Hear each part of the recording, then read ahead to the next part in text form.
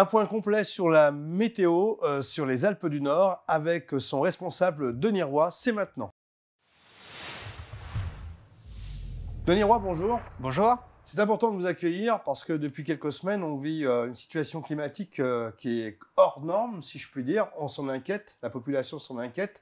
Des recommandations arrivent de partout. L'eau manque dans toutes les ressources, les différentes Comcom. Alors, qu'est-ce qu'il en est? Est-ce que les quelques orages qu'on a vécus ces derniers jours vont pouvoir rétablir les choses? Alors effectivement, pour parler des orages, on a eu vendredi un épisode très puissant d'orages qui ont provoqué des crues sur certains cours d'eau.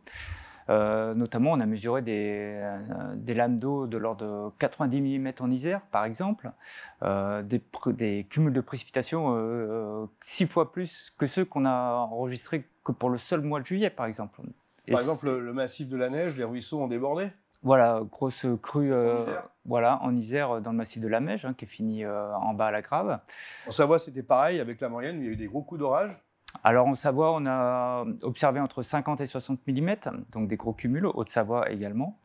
Et puis hier encore, on a eu par exemple 50 mm à Val Thorens, donc des orages qui sont créés en Haute-Maurienne et qui ont débordé sur la Vanoise. Alors même à Bourg-Saint-Maurice, là aussi, l'eau est bien tombée.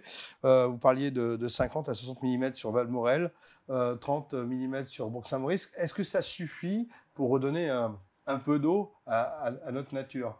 Alors malheureusement pas, parce Pourquoi? que ces précipitations sont très intenses et se produisent sur des courtes durées, si bien que l'eau qui tombe du ciel n'a pas le temps de pénétrer dans les sols, s'évacue très rapidement sur les bassins versants.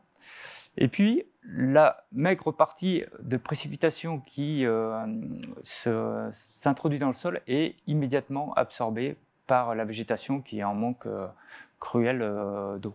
Alors, ce qui est étonnant, c'est qu'à titre de comparaison, au mois de juillet, on a eu peu d'eau. On en a eu 6 fois plus sur l'espace d'un gros week-end et ça ne résout pas le problème. Non, alors, parce que ces orages, comme tous les orages, de toute façon, sont très locaux. Et il n'y a qu'une maigre partie de la surface du département qui a été concernée par ces précipitations. Pour vraiment avoir une recharge efficace, il faut des situations, des perturbations très étendues qui permettent d'arroser l'ensemble du territoire. Alors, parlons des prévisions à venir. Je crois que vous avez un graphisme qui va nous expliquer un petit peu ce qu'il en est. Est-ce qu'on peut compter sur un peu plus de pluie? Alors non, ce sera de toute façon des précipitations très locales sous forme d'averses l'après-midi, essentiellement sur les montagnes, voire d'orages. Mais on repart sur une semaine plutôt calme à ce sujet-là. Alors, une hausse de température aux alentours des 35 degrés. On est 5 degrés au-dessus de la moyenne saisonnière? Oui, on est exactement à peu près dans ces valeurs-là.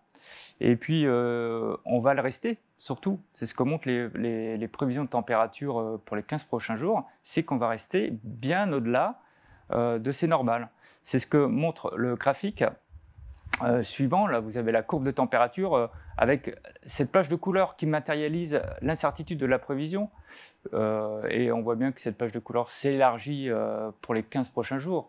Mais pour autant, la moyenne montre des températures bien au-delà des normales saisonnières, qui est matérialisée par le trait noir, et de l'ordre de 4 à 5 degrés. Donc on va avoir à partir d'aujourd'hui déjà une première hausse de température. On a eu un petit coup de fraîcheur relative, on était juste au niveau des normales saisonnières, mais cette petite période de fraîcheur s'arrête et on recommence par des températures supérieures de 4 à 5 degrés au normal. Alors, tout le monde s'alarme sur cet état de sécheresse. Qu'est-ce qu'on peut dire? Un début d'année hors norme. Depuis le début de l'année, est-ce qu'on a vu des crêtes déjà arriver? On a eu des mois très secs depuis le mois de janvier, à l'exception du mois d'avril. Sur la Savoie, c'est le seul département des Alpes du Nord où on a eu des précipitations au-dessus des normales à ce mois d'avril. Mais par contre, derrière, on a eu un mois de mai extrêmement sec et un mois de juillet également extrêmement sec. Donc la situation de sécheresse, elle est avérée.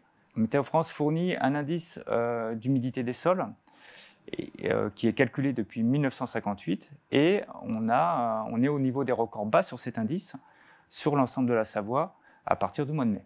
Alors, comment on explique ces vagues de chaleur?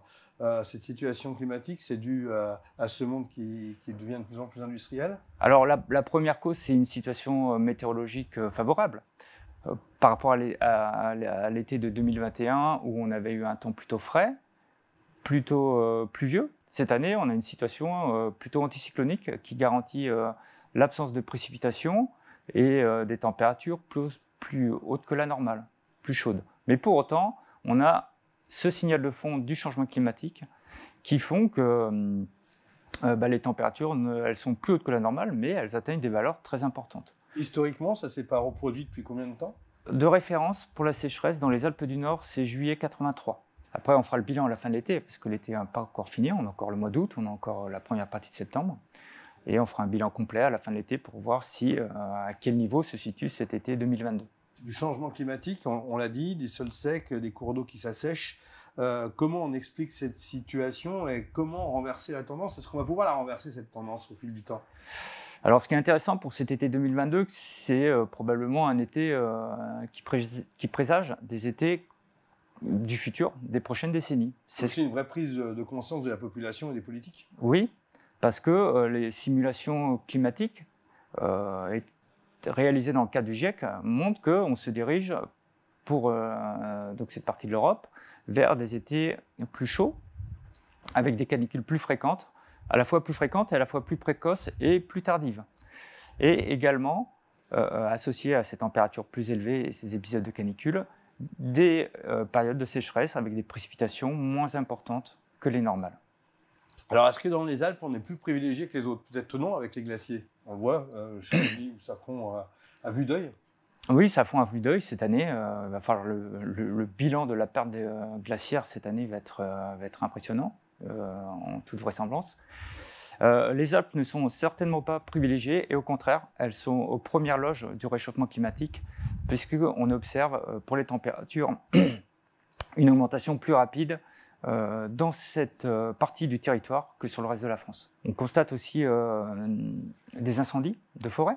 Les problématiques vont évoluer. Peut-être qu'il faudra lutter contre les feux de forêt comme on le fait dans le sud-est dans les décennies futures. Peut-être que pour la ressource en eau, il faudra tirer les conséquences aussi de cet été. On a l'impression que les choses s'accélèrent quand même. C'est aussi un ressenti que j'ai. Alors ça reste au niveau du ressenti, il faudrait le caractériser plus scientifiquement. Comme beaucoup de nos concitoyens des Alpes du Nord, j'ai aussi l'impression que les choses s'accélèrent.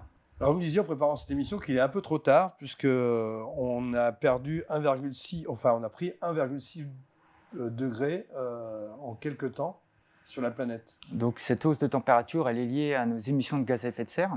Et malheureusement, tous les gaz qu'on a déjà émis qui sont présents dans l'atmosphère, avant que ce niveau rebaisse, si jamais il rebaisse, il faudra de toute façon, dans tous les cas, attendre plusieurs décennies. Plusieurs décennies. Oui, donc même si on avait des politiques qui permettraient de stopper ces émissions de gaz à effet de serre, soyons optimistes, la courbe des températures continuerait à croître encore pendant quelques années. Météo France, Alpes du Nord, ces trois sites vous permettent vraiment d'avoir une vue d'ensemble objective? Les centres de Bourg-Saint-Maurice et de Chamonix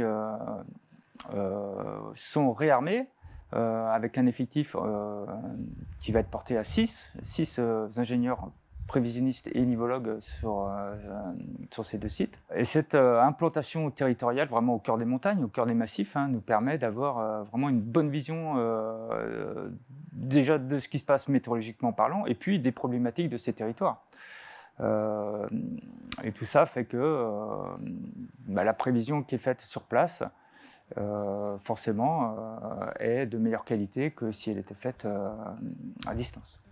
Merci en tout cas Denis Roy d'être venu sur notre plateau pour nous expliquer un petit peu l'évolution de la météo dans les Alpes et puis avoir quelques perspectives.